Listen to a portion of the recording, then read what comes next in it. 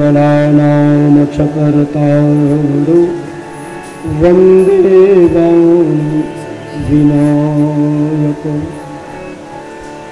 भक्त भक्ति भगवंत गुरु चतुर्नाम बपुए इनके पद वंदन किए नाश विघ्नयनी।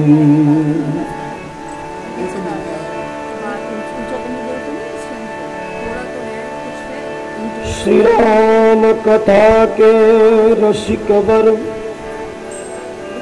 पवन सूत हनुमान आकर वेगी विराजिए करो राम गुणगान करो राम गुणगान। श्री अयोध्यानाथ की जय, अपने अपने श्री गुरु गोविंद की जय, बोलिए समस्त आचार्य चरण की जय। श्री राम रसिया हनुमंतलाल जी महाराज की जय। श्री रामचरितमानस भगवान की जय। बोलिए श्री जागवल्क जी भरद्वाज जी महाराज की जय। शपरकर श्री गौरी शंकर भगवान की जय। श्री काकभूषण जी गुरु जी महाराज की जय। श्री गोस्वामी तुलसीदास जी महाराज की जय। सब संतन की जय, सब भक्तन की जय।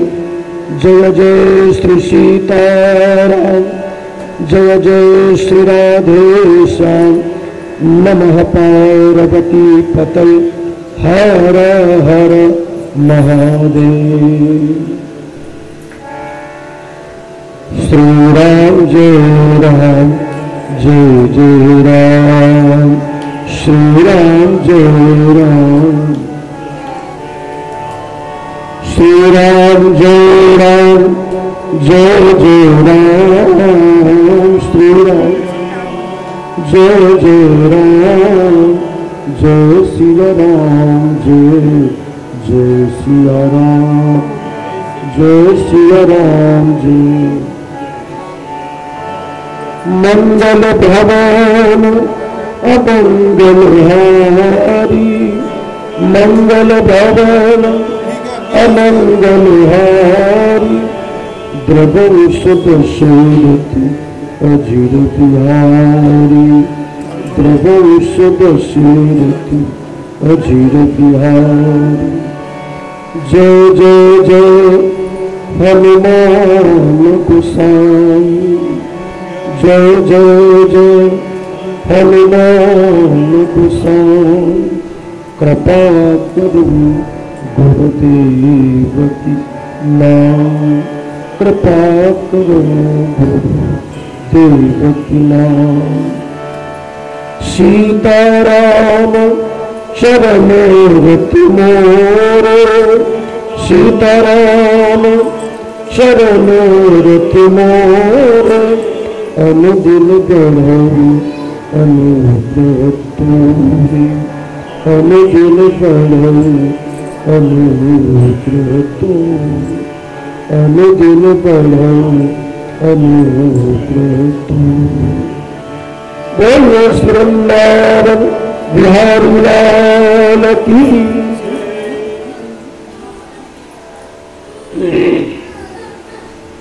श्री हरे नमः। श्री प्रभु कृपा से हम लोग अतिशय भाग्यशाली हैं जो इस भारत भूमि में मानव शरीर प्राप्त करके देवलोक में रहने वाले देवताओं को भी प्राय नितांत दुर्लभशाह रहने वाला कवि पावनावतार श्रीमद गोस्वामी तुलसीदास जी महाराज के द्वारा प्रणीत ग्रंथ रामचरितमानस जी के माध्यम से जो कालक्षेप हो रहा है, इसमें हम लोग नवाह पारायण की विधि से सांगोपांग श्री रघुनाथ जी के पावन चरित्र को श्रवण काल के रूप में श्रवण कर रहे हैं।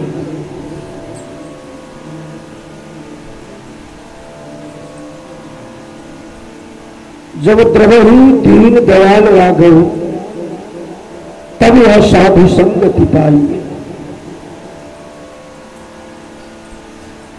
भगवान की जब अहद की कृपा होती है तब किसी जीवों के ऊपर करुणा करके ऐसा उसके जीवन में संयोग बनाते हैं कि किसी संत महापुरुष के श्रीमुख से भगवान के दिव्य वचनामृत के कथामृत रसपान करने का सत सौभाग्य संप्राप्त होता है।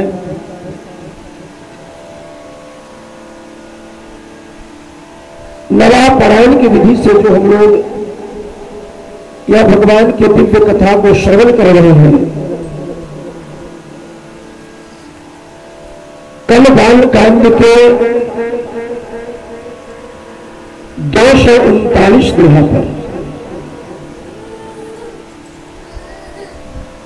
महामुनि विश्वामित्र जी सुंदर शरण में बैठे हैं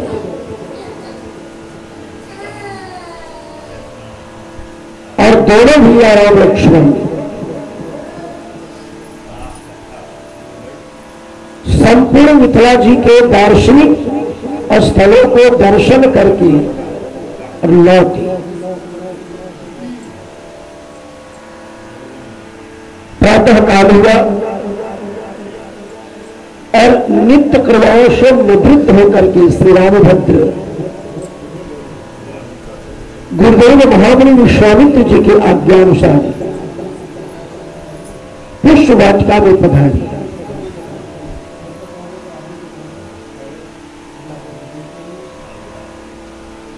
एक बड़ा ही महत्वपूर्ण विषय है कि गोस्वामी तुलसीदास जी को रामचरितमानस में एक पुष्प वाटिका प्रसंग लिखने की स्थिति क्यों बन गई।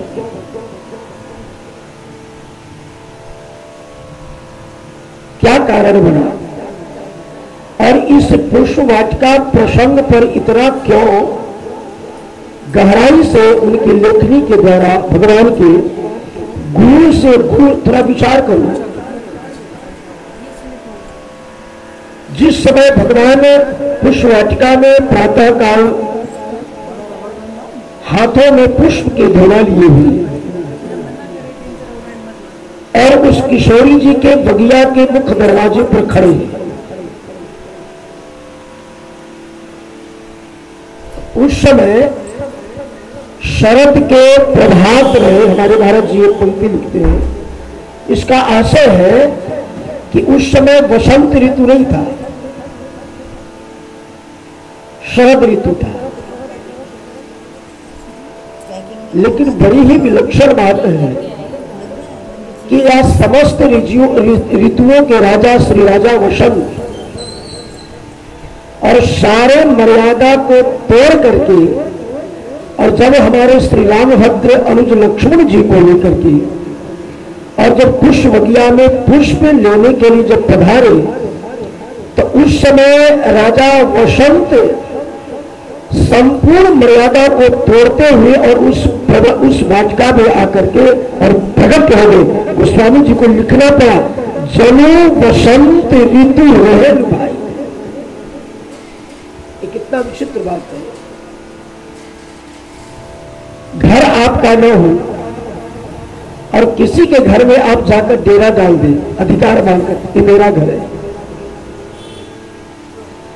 शिष्य ऋतु ने कहा कि महाराज ठीक है, आप हम सब ऋतुओं के प्रधान हैं, राजा हैं, लेकिन इस समय इस बगिया में आपका प्रकट होना ये अनुचित है, क्योंकि ये वसंत ऋतु नहीं है। वसंत ऋतु वसंत पंचमी तिथि से प्रारंभ होता है और भगवान जब पुष्प वाटिका में प्रवेश किए हैं तो उस समय आश्विन पूर्णिमा है आश्विन पूर्णिमा के प्रभात बेला में होगी। अभी क्षितिज में भगवान सूर्य उदित नहीं हुए, अभी मात्र क्षितिज में लालिमा है। देखो सुबह में जब पूर्व दिशा में वो जो लालिमा दिखाई पड़ता है वो भगवान सूर्य नहीं, उस समय अर्घ नहीं देना चाहिए, क्योंकि उस समय अगर हम अर्घ देंगे तो जो क्षितिज में दिखाई पड़ते हैं वह श्री भगवान दिवाकर सूर्य के सारथी श्री अरुण जी हैं, क्योंकि वो रथ पर आगे बैठे रहते हैं। तो जिस रथ पर भगवान सूर्य के सारथी अरुण जी बैठते हैं, जिनका पूरा शरीर लाल में है, तो प्रथम दर्शन उनका होता है। तो उस समय गोस्वामी जी कहते हैं कि जिस समय रामभद्र पुष्प वाटिका में प्रवेश किए, उस समय ठीक से अभी भगवान सूर्य भी क्षितिज में उदित नहीं हुए।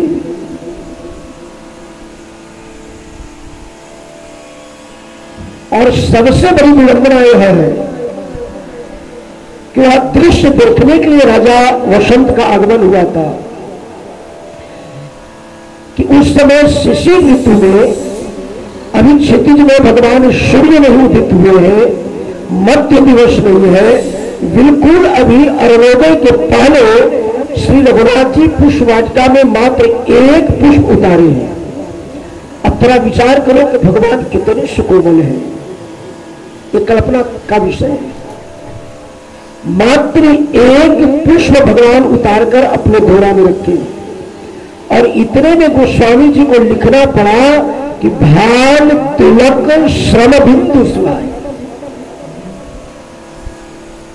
श्री रघुनाथ जी के पूरे कपाल पर, भाल पर श्रम बिंदु, पसीने के बिंदु टपकने लगे। भाल तिलक श्रम बिंदु, दोपहरिया मतलब दोपहर मध्याह्न भी नहीं है। अब थोड़ा विचार करेंगे, क्या प्रभात काला में किसी को पसीना चल सकता है? और वो भी चारों तरफ से शीतल मंद सुगंध का संचार है। जिस बगिया में नित्य हमारी श्री किशोरी जी अष्ट सखियों को लेकर के गिरजा माता की पूजन के लिए पधारती।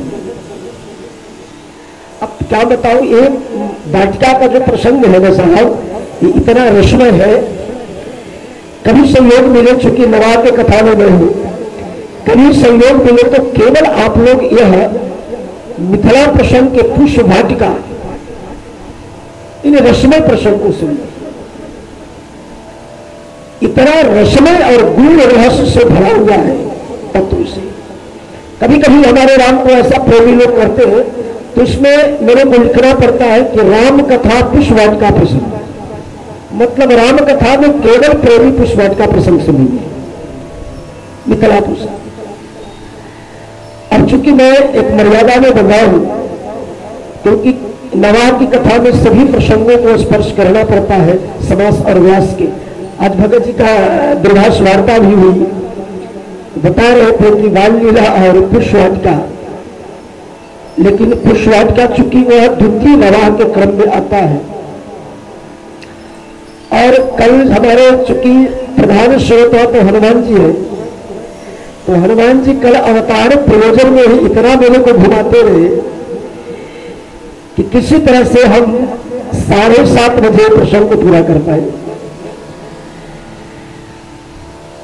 और 7 बजे आप सबको, मैं नहीं चाहता हूं कि किसी को भी थोड़ी परेशानी हो, थोड़ा भी कष्ट हो,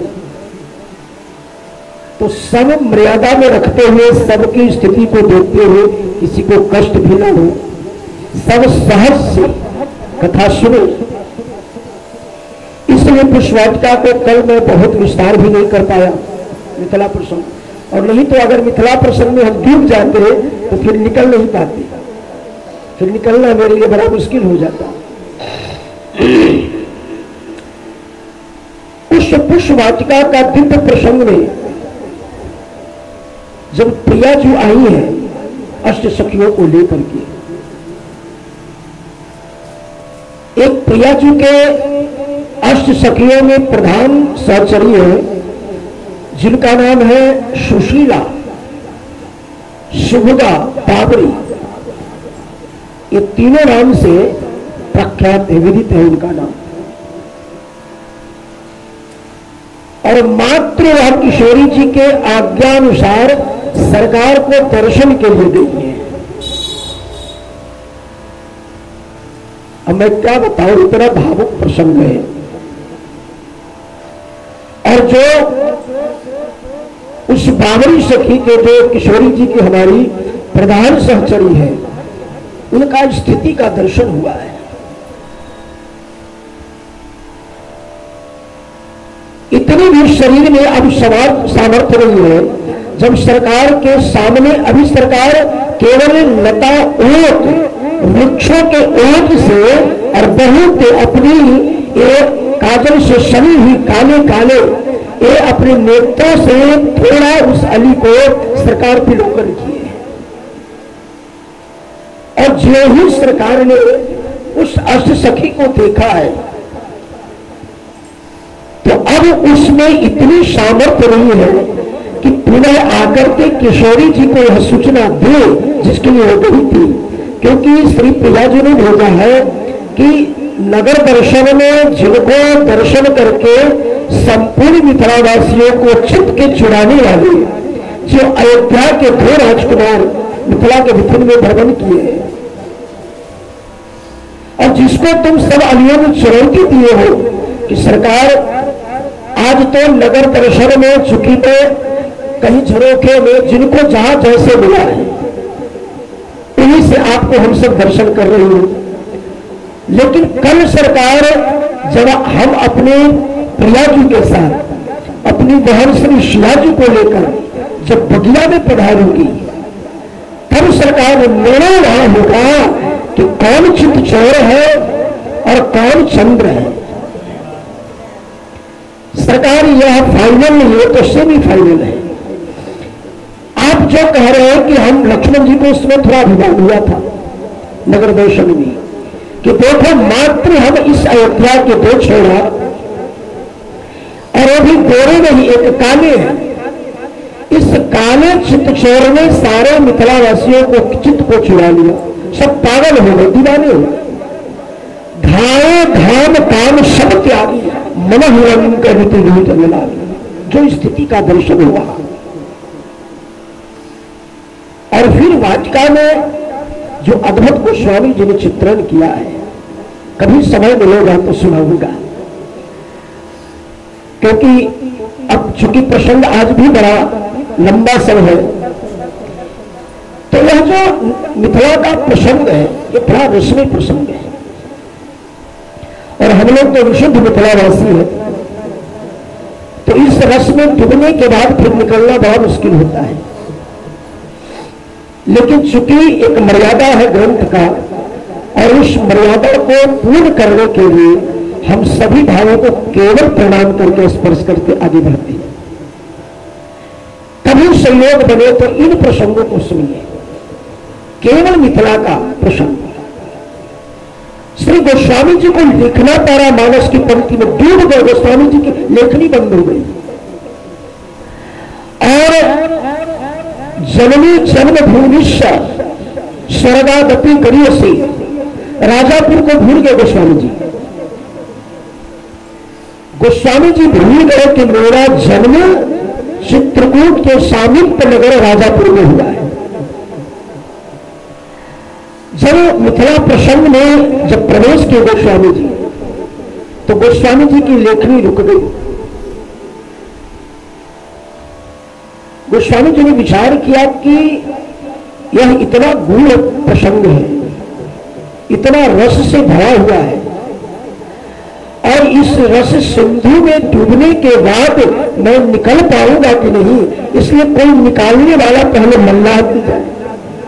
अगर मैं डूबू, भाई नदी में स्नान जिसको तैरने नहीं आता है और छलांग लगाने की इच्छा हुई तो पहले देखता है कि नाव है कि नहीं, कोई मल्लाह है कि नहीं। अगर कदाचित मैं डूबूं तो कम से कम कलाई पकड़ के खींच तो ले।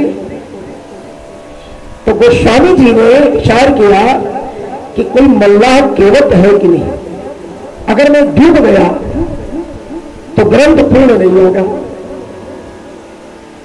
तब तक उसी समय श्री बजरंगबली हनुमान जी और वो भी अली रूप में प्रकट हो गए श्री गोस्वामी जी के समक्ष, श्री चारुशिला जी के रूप में।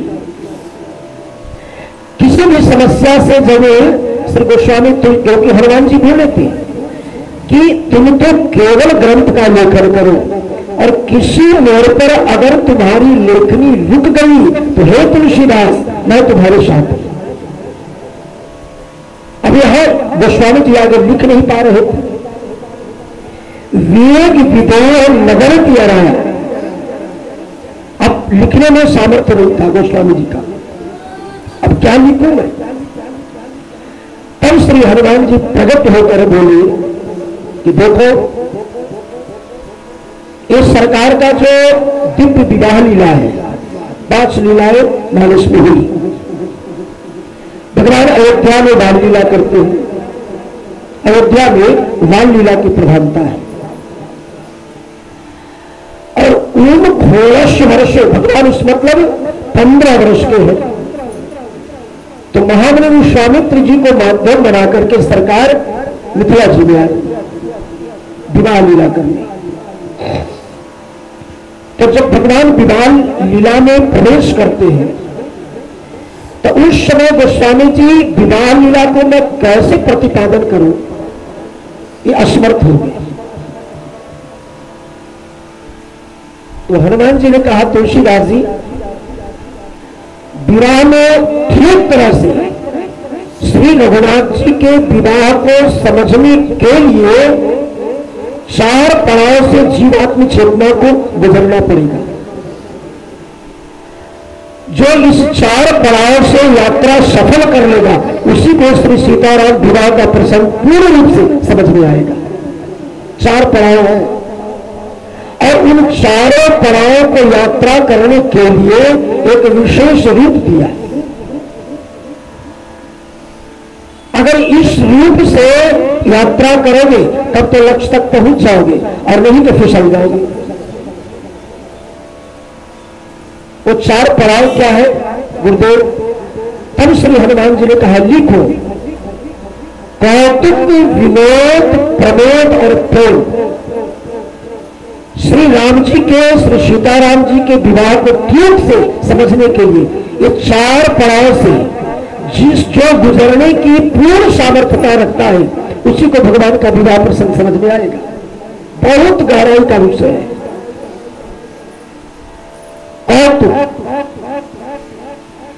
कौतुक विनोद मतलब भगवान के साथ कहीं भी किसी अवतार में कोई हंसी मजाक नहीं किया, खुल्लम खुल्ला हंसी मजाक किसी की हिम्मत नहीं हुई।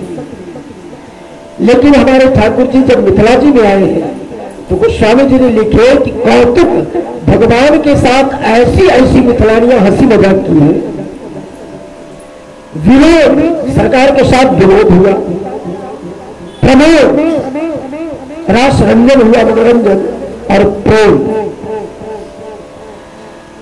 तो गोस्वामी जी ने कहा कि गुरुदेव, यह जो आप 4 पड़ाव बता रहे हैं, कौतुक, विनोद, प्रमोद और प्रेम, क्या इस मार्ग से यात्रा करने के लिए एक विशेष रूप धारण करना पड़ेगा? हाँ, सबका प्रवेश नहीं है इसमें। वाणी से हम कह सकते हैं, लेकिन उसमें देखो, साधु होना और साधु बन जाना, प्रेमी होना और प्रेमी बन जाना, ये बड़ी ऊंची बात है। प्रेमी बनना अलग बात है और प्रेमी हो जाना, ये दोनों अलग बात है। तो श्री हनुमान जी ने कहा, गोस्वामी तुलसीदास, ठीक से संभल कर यात्रा करना। यह जो 4 पड़ाव है सरकार के विवाह लीला में, कौतुक, विनोद, प्रमोद और प्रेम, इस पड़ाव से यात्रा करने के लिए एक विशेष रूप दे रहा हूं। और वह रूप से भी तुम उस यात्रा नहीं करोगे, वो रूप के साथ तुम अपने मन को स्वरूप में स्थित करना। रूप अलग है, स्वरूप अलग है। और रूप कौन सा होगा? तब गोस्वामी जी ने आगे इसको लिखा है, कौतुक, विनोद, प्रमोद, प्रेम न जाई कहीं, स्पष्ट गोस्वामी जी ने कहा ये वाणी का विषय नहीं है। कोई कहने की वाणी से हम व्याख्या कर दे, असंभव। जब हमारा मन डूब गया, हम पार नहीं कर पाए, तो कोई कह दे कि हम पार कर जाए, असंभव। एक ही पार कर सकता है। कौन पार करेगा? तो गोस्वामी जी कहते हैं कि कौतुक, विनोद, प्रमोद, प्रेम न जान कहीं, ये सब जान ही अली। ये अलियों का विषय है। अली मतलब अली शरीर से नहीं, वो स्वामी जी कह रहे हैं। अली शरीर नहीं कि हमको अली का शरीर मिल जाए, स्त्री का शरीर मिल जाए, उनका प्रवेश है ना। इसलिए बहुत ठीक से समझना पड़ेगा। हनुमान जी ने कहा तुलसीदास जी, अली वेश से केवल, क्योंकि अली ये रूप है लेकिन स्वरूप अलग है। स्वरूप क्या है? अली का पर्याय होता है भौरा,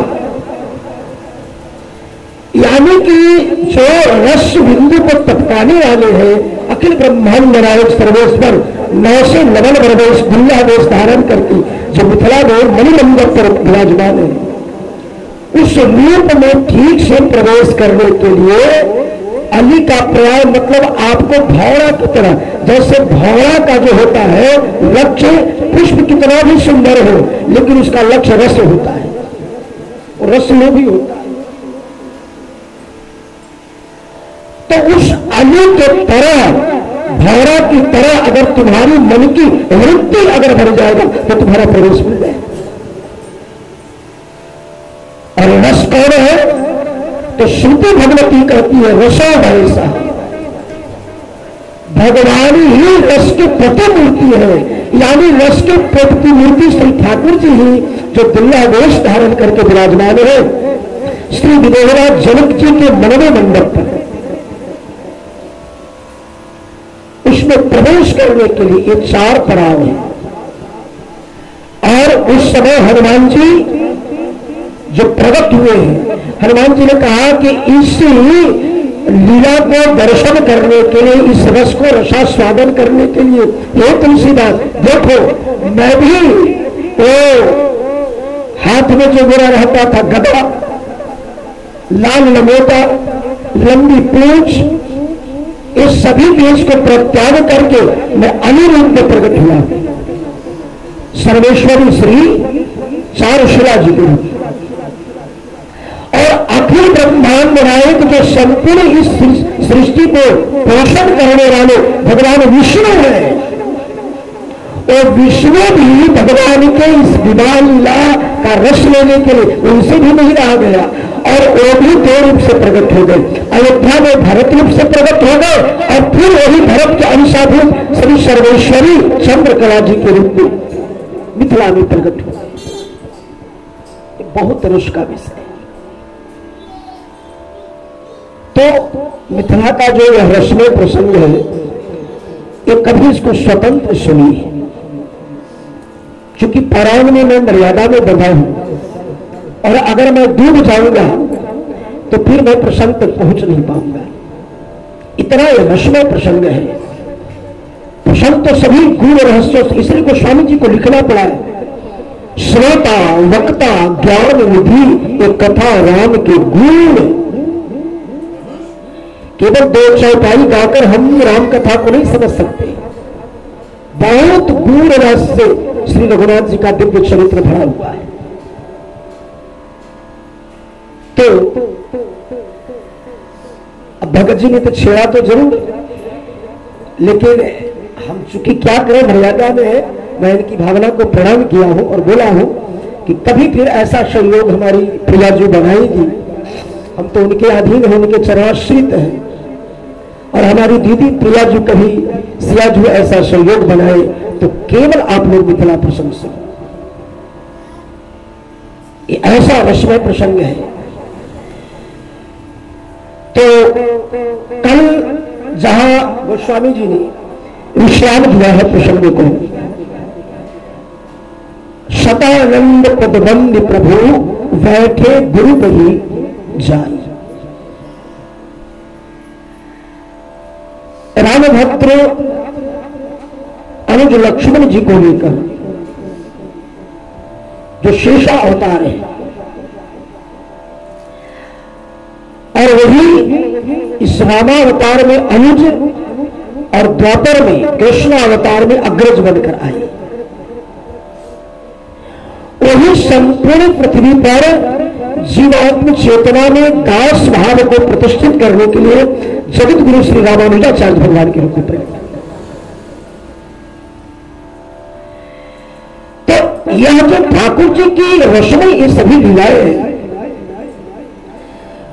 तो उस मात्र श्री लक्ष्मण जी के मन में किंचित दो जो लीला है, बाल लीला व विवाह लीला, तो बाल लीला में ही श्री रघुनाथ जी ने दो लीलाओं का नींव रखा।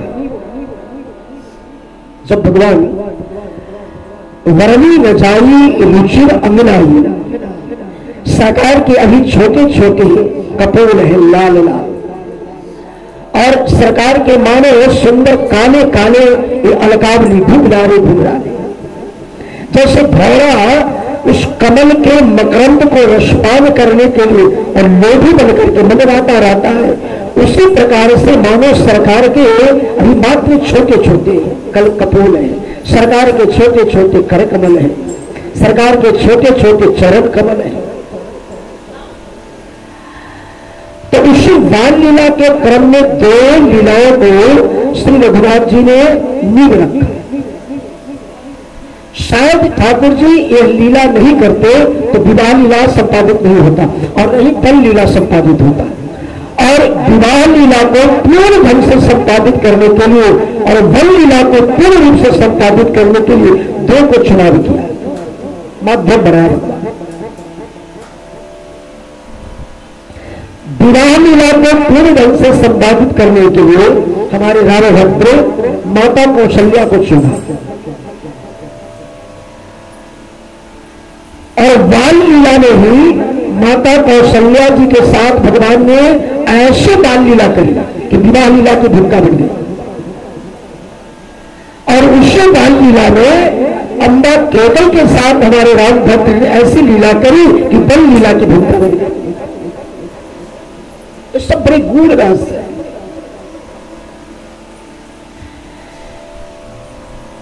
मैं थोड़ा सा केवल, चूंकि विवाह लीला में आज हम सबको प्रवेश करना है,